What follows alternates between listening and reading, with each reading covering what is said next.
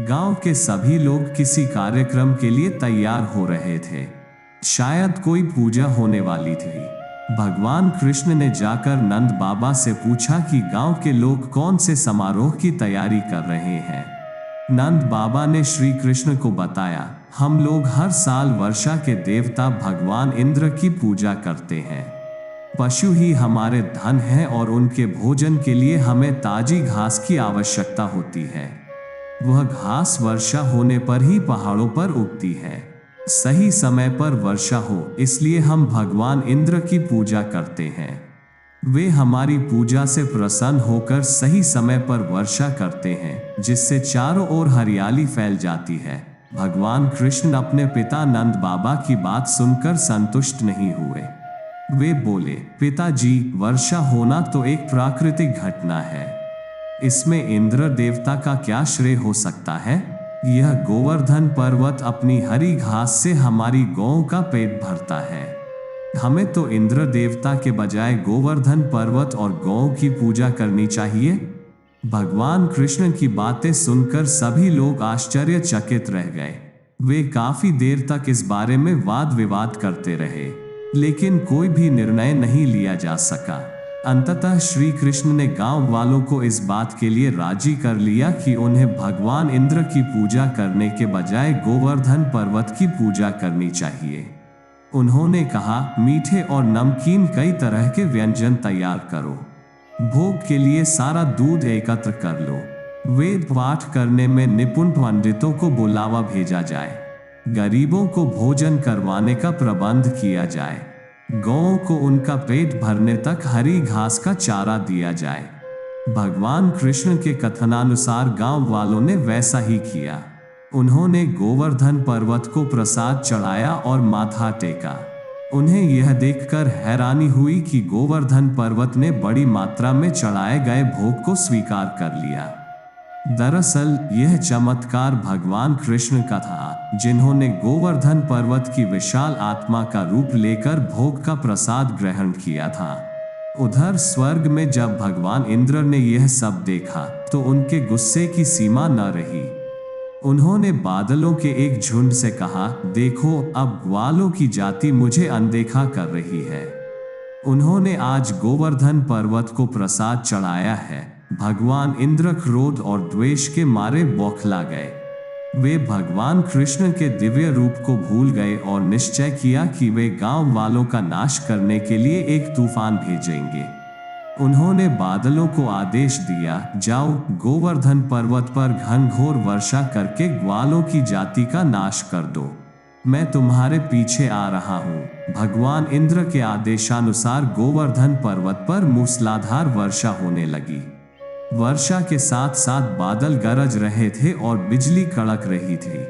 तेज हवा पेड़ों को उखाड़ने लगी। गौएं भयभीत होकर इधर उधर भागने लगी। गांव वाले भी डर के मारे अपने घरों की ओर भागे। दोपहर का समय था, लेकिन तूफान के कारण चारों ओर अंधेरा सा छा गया था। सूरज कहीं दिखाई नहीं दे रहा था। गांव वालों ने भगवान कृष्ण से विनती की, भगवान इंद्र कुपित हो गए हैं। हमने तो वही किया जो आपने कहा था। आप कृपा करके इस घनघोर वर्षा से हमारी रक्षा करें। भगवान कृष्ण ने गांव वालों को दिलासा दिया, हमने गोवर्धन पर्वत की पूजा की है। यही हमारा रक्षक है। अब यही हमारी रक्षा करेगा। इतना कहकर भगवान कृष्ण पहाड़ की तलहटी में चले गए।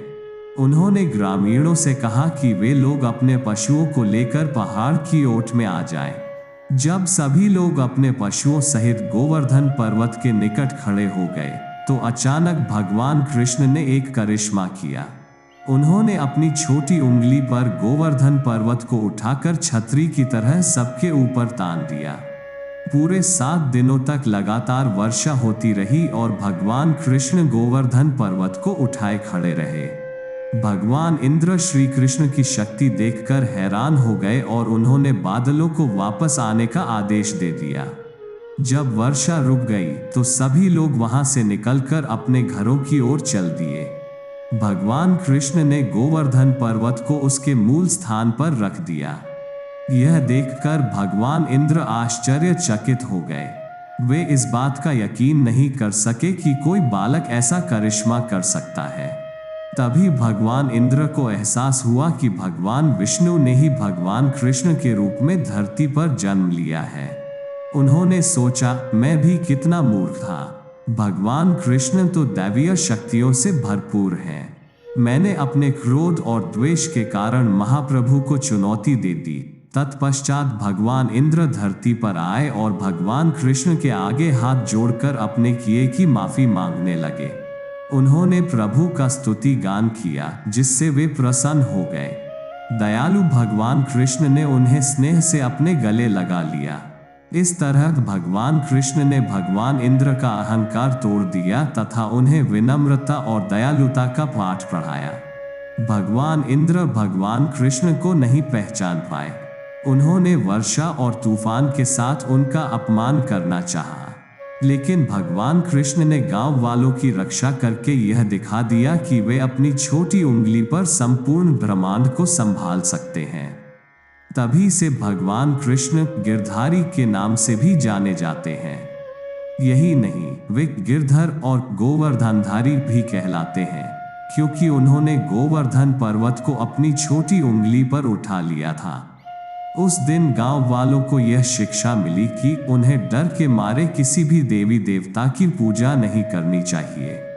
पूजा का संबंध प्रेम से होता है। भक्ति और आस्था के साथ किया गया पूजन ही सफल होता है।